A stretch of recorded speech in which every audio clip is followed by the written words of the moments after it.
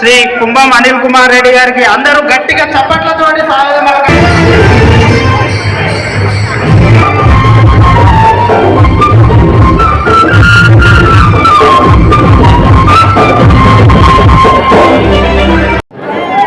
శివరాజు గౌడ్ గారు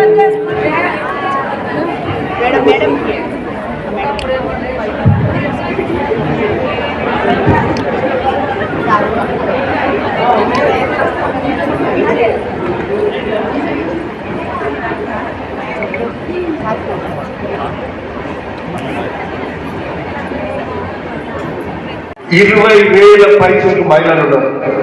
ఒక నిమిషం, ఎగ్జాక్ట్ 15,000 మంది మహిళలకు ఈ యొక్క చీరనిచ్చే కార్యక్రమం చేస్తున్నాము.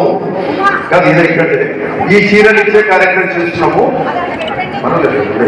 అయితే ఈ 15,000 చీరలల్లో ఈ మహిళా సంఘాలల్లో ఒక 12-13,000 మంది ఉంటారు.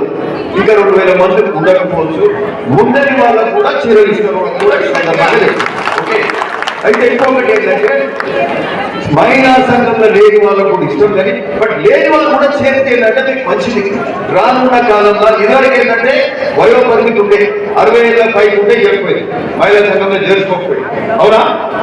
ఇప్పుడు 60 పైకి పడ్డ మహిళా సంఘంలో సభ్యులు చేరవచ్చు. మీ సంఖ్య పెంచుకోండి, మహిళా శక్తిని పెంచుకోండి, మీ బలం చూపెట్టండి.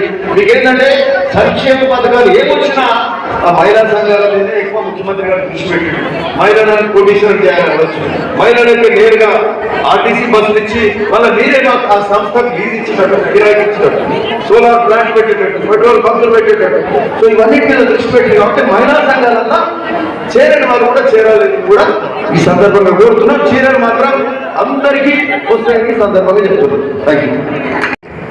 ముఖ్యంగా మండల మంచి కార్యక్రమంలో పండుగ వాతావరణంలో ఈ కార్యక్రమం చేసుకుంటున్నాం. ఈరోజు మరి ఈ ఈ ఈ కార్యక్రమం మరి ముఖ్య ఉద్దేశం ఈరోజు ఏదైతే చీరల పంపకం అనేది తెలంగాణ వ్యాప్తంగా ముఖ్యమంత్రి గారు రేవంత్ రెడ్డి గారు గత 19వ తారీఖు నాడు ఇందిరాగాంధీ గారి జయంతి సందర్భంగా, స్వర్గీయ ఇందిరాగాంధీ గారి జయంతి సందర్భంగా 19వ తారీఖు నాడు చీరల పంపిణీ మొదలు పెట్టిండ్రు. ఆ తర్వాత నియోజకవర్గాల్లో మొదలు పెట్టుకునే కార్యక్రమం చేస్తున్నాం. నిన్న చేద్దామనుకుంటే నిన్న చాలా పెళ్లిలు ఉంటే సరే ఈరోజు మనం ఇక్కడ భువనగిరి నియోజకవర్గంలో చేసుకొని ఒక దగ్గర చేసుకొని కూడా కార్యక్రమం సమాప్తం చేసుకొని అట్లా కాదు, ప్రతి మండలం పోవాలి.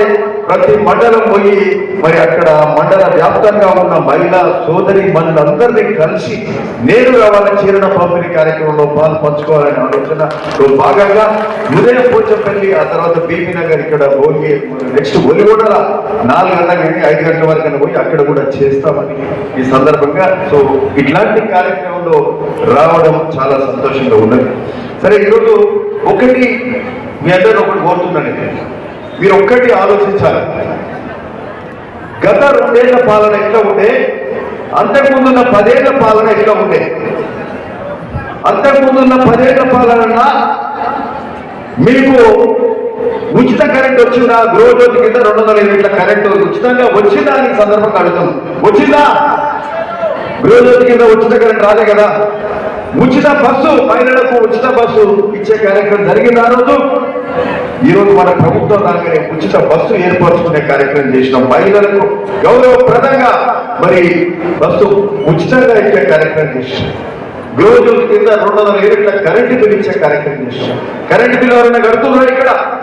దాదాపు అందరికీ కూడా ఉచితం ఉంటుంది. ఏదో 5-10 మంది కడుతున్నామో తెలియదు. మరి ఈరోజు 5-6 వేల కోట్ల రూపాయలు వంటి కరెంటు మీద ఉచిత కరెంటుకే గృహజ్యోతి కింద ఖర్చు పెట్టి, బస్సుకు ఆర్టీసీ బస్సు ఉచితంగా మహిళలకు ఇచ్చే కార్యక్రమం కింద 5-6 వేల రూపాయలు ఖర్చు పెడుతుంది. అంటే మరి అవన్నీ ఎందుకంటే ఆ రోజు ధనిక రాష్ట్రం. సరే, అంతేకాక గత 6 నెలల నుంచి నేనంటున్నా తెలంగాణ వ్యాప్తంగా ఒక పండుగ వాతావరణం ఉన్నదని సందర్భంగా చెప్తున్నాడు. ఇది ముఖ్యమైన కారణం ఏంటంటే ఒక 6 నెలల కింద సన్న బియ్యం ఇచ్చే కార్యక్రమం మనం మొదలు పెట్టుకున్నాము.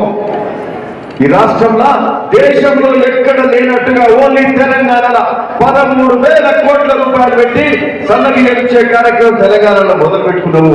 అంతకుముందు దొడ్డు బియ్యం ఇస్తుంటే ఆ దొడ్డు బియ్యం తెలియలేని పరిస్థితి. మళ్ళా 20 రూపాయలు 30 రూపాయలు కలేసుకొని అవి అమ్మి మరి 20 రూపాయలు కలేసుకొని మళ్ళా సన్న బియ్యం పోయే పరిస్థితి ఉండే. పైసలు లేని వాళ్ళ దొడ్డు బియ్యంతో మరి కష్టపడి ఇబ్బంది పడకుండా అవే ఆహారం తినేవాళ్ళు. ఈరోజు సన్న బియ్యం కార్యక్రమం